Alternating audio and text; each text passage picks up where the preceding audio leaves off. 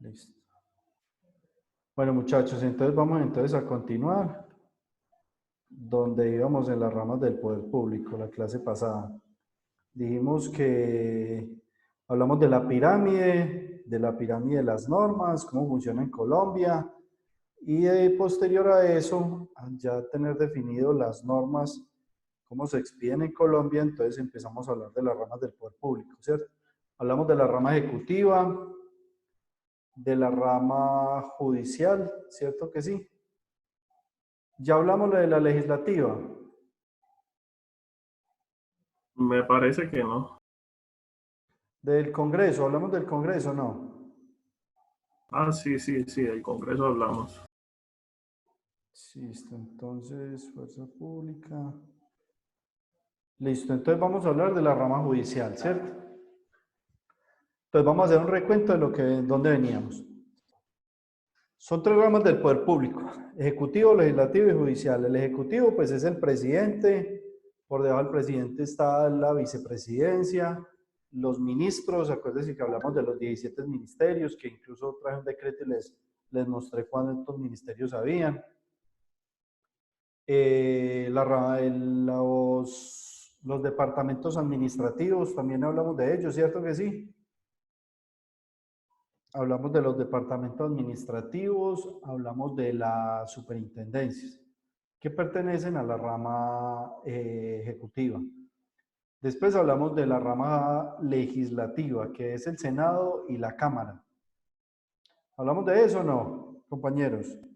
Sí, señor, de eso hablamos. Sí, profe. Ok. Inclusive la rama judicial también se habló de 8 días. Y de la rama judicial, ¿qué hablamos? Apenas empezamos, ¿cierto que sí? Y vamos a empezar. Profe, no, yo creo que usted la terminó de hablar, que inclusive yo le pregunté lo de los jueces, lo de la apelación y todo eso. Ah, ok, nosotros terminamos el tema. Ah, bueno, listo, entonces hagamos el recuento. Entonces hablamos de la rama ejecutiva, después la legislativa, que es el Congreso, los senadores. Después hablamos de la rama judicial, que está la Corte Constitucional, la Corte Suprema de Justicia, el Consejo de Estado, el Consejo Superior de la Judicatura, los tribunales y los jueces. La Corte Constitucional. Las funciones de la Corte Constitucional dijimos que es dirimir los conflictos entre... no, espere que me salté uno. Esta. La Corte Constitucional es velar por el cumplimiento de la Constitución política, las demandas de inconstitucionalidad y los trámites de tutela en última instancia. ¿Hablamos de eso? Bueno, en esta quedamos fue en la de atrás. Si habló todo lo de atrás, ya seguiría en esta diapositiva que tiene ahí. Ok, listo. Bueno, entonces, la Corte Constitucional. La Corte Constitucional nació con la Constitución del 91 y es la encargada de velar por el cumplimiento de la Constitución política. Resulta y pasa que, como ustedes saben que la Constitución política es la norma más importante y que las demás normas deben respetarla, estas dos funciones van encaminadas a eso. La Corte Constitucional debe velar por el cumplimiento de la Constitución política en el momento en que el Congreso, por ejemplo, ahora el presidente de la República, que expidió unos decretos con fuerza de ley, que también lo explicamos, la Corte Constitucional debe velar y debe revisar esos decretos para determinar si se ajustan a la Constitución política o si pueden ser ilegales, ¿cierto? Por ejemplo, una ilegalidad que se podría avisorar en esos decretos. Resulta y pasa que se suspendió los aportes a la seguridad social, ¿cierto? El empleador está pagando nada más el 3%. Pero ¿qué pasa con una persona que, digamos, fallezca y le hagan falta los tres, digamos, fallezca y sus sobrevivientes, o sea, los hijos y la cónyuge, tienen derecho a esa pensión? Pero resulta y pasa que la norma dice que tiene que haber cotizado 50 semanas anteriores al fallecimiento. ¿Qué pasa si, digamos, la persona quedó con 47, con 45, con 40 semanas y le hacen falta este tiempo que el gobierno dijo que no le iban a tener en cuenta para la pensión? Entonces, digamos que eso es lo que tiene que revisar la Corte Constitucional. Si esos decretos se acomodan a lo que dicen los postulados constitucionales o si pueden llegar a violentar derechos como los que yo le estoy hablando. ¿Sí me entendieron? Entonces, eso es una función de la Corte Constitucional, siempre velar porque todas las normas que se hagan por parte del legislativo estén conforme a la Constitución, o sea, que le estén dando cumplimiento a la Constitución. Por eso es que muchos de los gobiernos tienen problemas no tienen roces y diferencias con la Corte Constitucional o con las altas cortes, porque ellas son las que, digamos, le ponen el cortapiés al gobierno cuando empieza a hacer normas que violentan derechos de los ciudadanos. Entonces, digamos, la Corte Constitucional, entonces, elimina esa norma del ordenamiento jurídico. Recuerden que Vargas Lleras, la reforma tributaria fue en el año 2000, la reforma tributaria fue en el año ¿qué? 2018. 2018. Vargas Lleras le dijo al gobierno, no, eso no fue la reforma tributaria, estoy mintiendo. Estoy hablando eso se llama el plan de gobierno. Y Vargas Lleras demandó ese plan de gobierno. Y le dijo a la Corte Constitucional, por una demanda inconstitucional, le dijo a la Corte Constitucional, ese plan de gobierno que están montando 2018-2022 es ilegal. Primero porque tiene estos y estos vacíos y va en contra de la Constitución política. ¿Qué hizo la Corte Constitucional? Le declaró al gobierno, le dije, esos artículos que demandaron, que eran, por ejemplo, había un artículo como este. Decía que si usted se pensionaba por invalidez de origen laboral, o sea, si lo pensionaba la ARL, la platica que usted tenía en el fondo de pensiones se desaparecía. O sea, no tenía derecho a cobrar usted esa plata. Resulta y pasa que son dos fondos diferentes. Usted le aportan a pensión y le aportan a la ARL, ¿cierto? Entonces, lo que estaba diciendo el gobierno, decía, si usted se pensiona por acá, pues entonces la plata que usted aportó acá se le pierde. Entonces, venga, la Corte le dijo, venga, ¿cómo así? Es que eso no tiene nada que ver, usted no se tiene por qué quedar con ese gobierno. Y ahí, ¿quién se iba a quedar con la plata? Los fondos privados, obviamente, porque si usted está aportando a un fondo privado, él es el que tiene su plata. Y si el gobierno le dice que usted no tiene derecho, si se pensiona con ARL, no tenía derecho a reclamar eso al fondo, pues el fondo se iba a quedar con eso. Entonces la Corte le dijo, ya, da mucha pena con usted, pero son dos fondos diferentes. Y esa plata y esos aportes son de los trabajadores, usted no los puede quitar con la norma. ¿Vieron lo importante de la labor de la Corte Constitucional y estas demandas de inconstitucionalidad?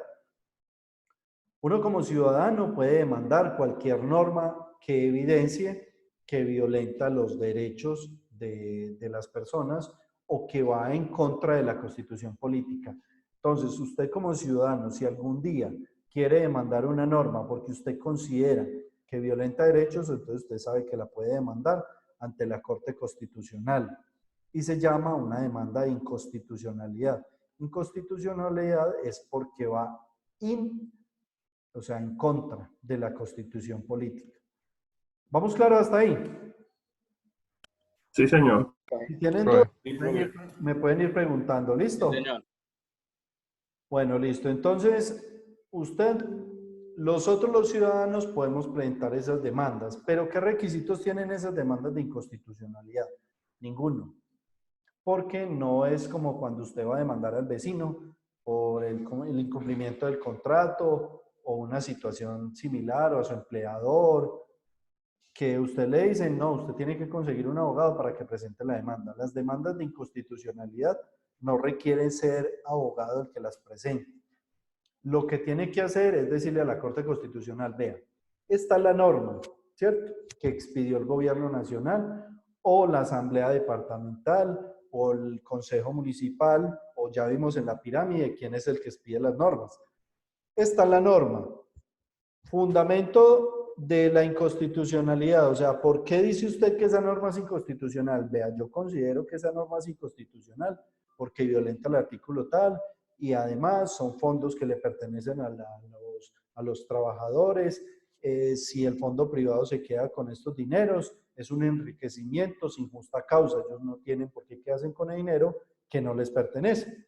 Entonces la Corte Constitucional estudia eso y dice, el ciudadano está demandando esto. Miremos la la Constitución Política y miremos a ver si tiene razón o no. Entonces la Corte Constitucional ya hace el estudio, pero no es un estudio ya técnico, o sea, desde el punto de vista de la norma y el conocimiento que ellos tienen y la interpretación que les deben dar. Entonces, ¿qué hace la Corte Constitucional? Pues simplemente evalúa los fundamentos suyos frente a lo que está acusando de la norma y determina si usted tiene razón o no. Si usted tiene razón, entonces declara la norma inconstitucional o inexequible. Inexequible es que no se puede aplicar. O inconstitucional, lo mismo, que sale del ordenamiento jurídico. Por eso es que usted muchas veces cuando ve normas, decretos, leyes, artículos o algo así, usted en la parte de abajo dice artículo declarado inconstitucional. De pronto no han llegado a leer una norma con que se hayan encontrado el anuncio. ¿No lo han llegado a ver? No, no, profe. Sinceramente, no. No, profe, no. Entonces, primera tarea, tienen que leer las normas, muchas. Porque la mayoría de normas tiene decreto, en una ley pueden haber 5, 6, 7 artículos declarados inconstitucional, ¿cierto? Por la Corte. Por estas demandas que presentan los ciudadanos o que pueden presentar no solamente los ciudadanos, sino los abogados. Mire que esta tarea, a pesar de ser una tarea que le corresponde a todos como ciudadanos, se la han dejado a los abogados.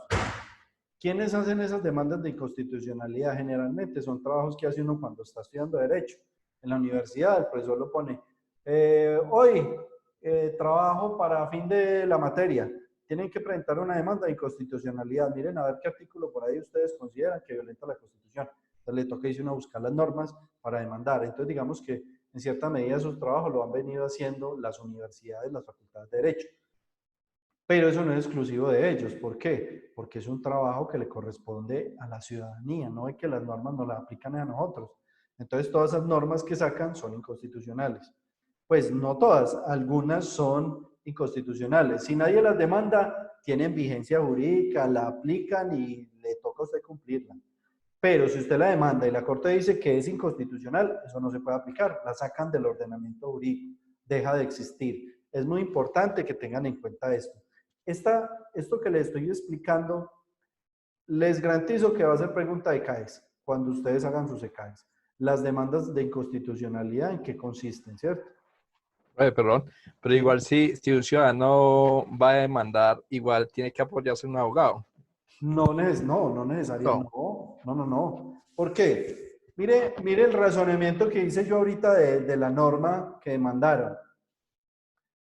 Usted tiene derecho a pensionarse por ARL y por el fondo privado. Si se accidenta por ARL, pues la ARL le tiene que pagar su pensión. ¿Se acuerda que usted tenía una plata acá, en el fondo privado? Usted Sí, como profe. ciudadano, pues venga, ¿cómo así? Que si yo me pensiono de acá, la platica que yo tenía en este fondo se me va a perder. ¿Por qué? Entonces digamos que mire que hay unas situaciones que, hay unas que son muy técnicas y lo entiendo en su razonamiento. Pero hay otras que son, digamos que obvias. Entonces, ejemplo, mire, le digo otro ejemplo. ¿Se acuerda cuando sacaron el Código de Policía? Que había una norma que decía que los agentes de la autoridad podían entrar a su domicilio sin orden previa escrita de un fiscal o de un juez, decía el Código de Policía. Y usted se va y mira la Constitución Política y dice que la intimidad es un derecho fundamental, que su domicilio no será violentado ni registrado, sino con orden previa de autoridad competente. La Constitución lo dice, mire la pirámide. La Constitución dice que la intimidad es inviolable y que su domicilio no puede ser registrado, sino por orden de autoridad competente. En la ley, que es el Código de Policía, que en esa pirámide está más abajo, decía que los agentes de la policía podían ingresar a su casa sin orden previa de autoridad competente. Entonces mire que hay normas que son muy obvias, que están violentando la Constitución política. La Constitución política dice que no pueden entrar y la ley dice que sí pueden entrar. ¿Cuál es la que manda acá en orden jerárquico? La La Constitución Constitución. política. Claro, entonces digamos que me están entendiendo el tema. Entonces mire que cualquier ciudadano podría demandar eso. Entonces yo escuché la noticia y vi la norma y yo dije, no, eso es inconstitucional, eso lo van a demandar. Yo la tenía claro, yo sabía desde el principio y digamos que todos los abogados de una la cogieron en el aire, porque digamos nosotros tenemos más técnica en ese sentido. Pero un ciudadano también puede evidenciar fácilmente eso.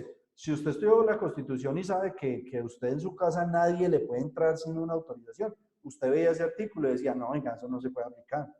Había otro artículo que decía ahí también, en el Código de Policía, que para salir a manifestar,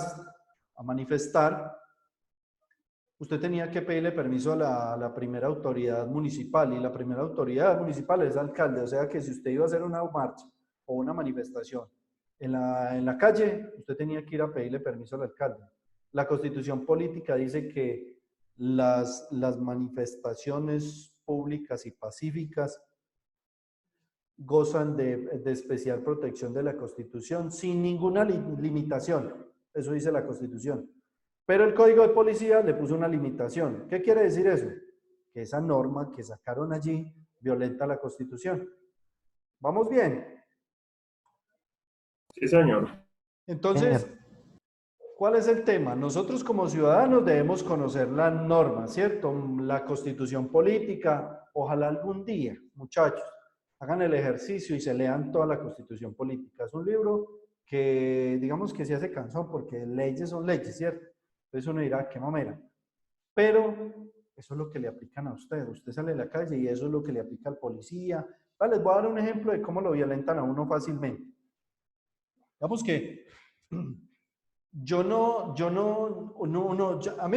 tengo muchos amiguitos policías. Digamos que el sector, uno no puede ser desagradecido, ellos hacen una labor muy bonita, pero hay unos policías que son caspositos, ¿cierto? Hay unos, es como todo, usted se va a buscar abogados y hay unos pillos, pero qué miedo.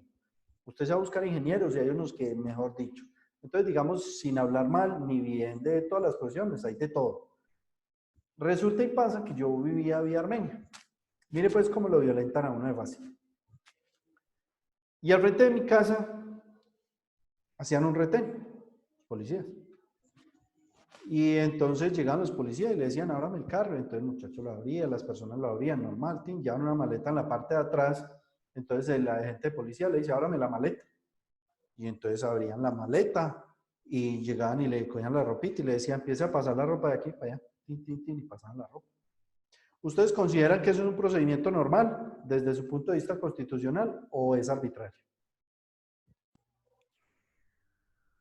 Pues sinceramente creo que no, porque ellos tienen que tener un protocolo para eso. Hasta para hacer el retén tienen que tener un protocolo. No, digamos que el retén está bien hecho, tienen los conos, todo está legal. Pero digamos que el procedimiento como tal, ellos pueden abrirle la maleta, decirle que le abra la maleta.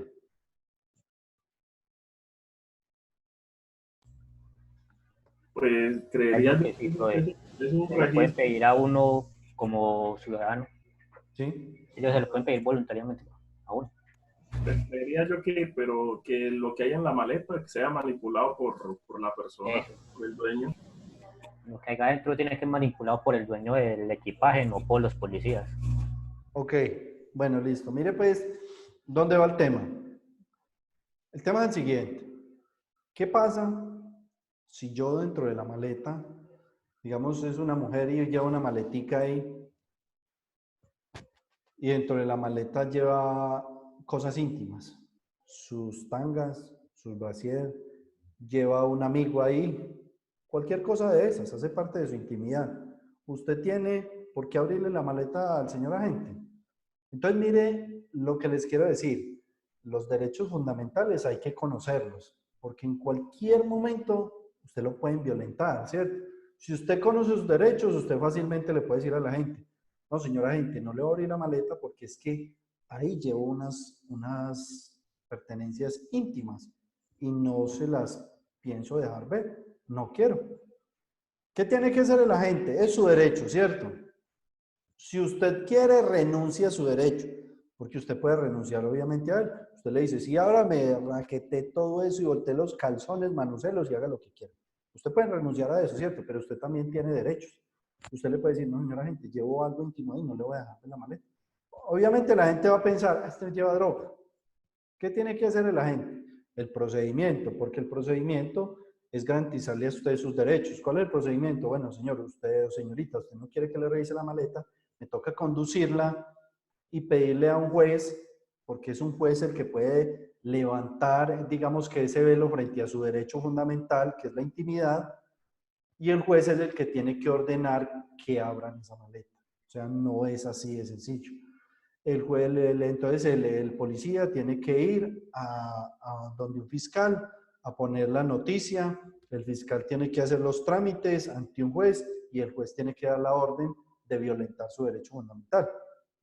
Usted tiene derecho a defenderse ante el juez y le puede decir dignamente al juez el fiscal, no, es que llevo cosas personales íntimas allí. Si hay una orden de un juez para que me violenten ese derecho, bien pueda. Mientras no exista, no lo voy a dejar hacer y listo. Pues obviamente usted se va a enredar con un procedimiento, pero el ejemplo es que usted tiene derechos, ¿cierto? Y usted si los conoce, usted los puede hacer respetar ante cualquier persona. Si usted no conoce sus derechos, el que menos piensa usted lo violenta. ¿Me están entendiendo el tema, el mensaje? Sí, señor. Listo, entonces mire que el ejemplo es muy concreto. Hay una norma que yo siempre he dicho que es inconstitucional y que no sé por qué no la han demandado. Resulta Listo, ya le marco. el Instituto de Tránsito, la norma que reglamenta todo el tema de tránsito, el Código Nacional de Tránsito, establece que usted debe dejarse practicar la prueba de alcoholemia. Fíjese pues hasta dónde va esto. O sea, lo obligan a usted a practicarse la prueba de alcoholemia con una coerción. Una coerción es que si usted no, es más, yo le digo algo, estos días que me quede tiempito, yo voy a demandar esa norma, porque lo coercionan a usted, le dicen, si usted no se deja practicar la prueba de alcoholemia, yo lo voy a multar. Y la multa va como hasta 27 millones de pesos.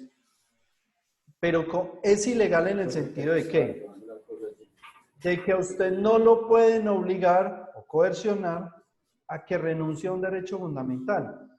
Las pruebas, por ejemplo, la alcoholemia es una prueba invasiva. Todo objeto que usted se tenga que introducir, sea en la boca o en cualquier parte, es un proceso invasivo, una inyección, una jeringa. ¿Quién tiene el micrófono ahí? David. David Ernesto. Juan Carlos. Juan Carlos. Tiene el micrófono abierto, porfa.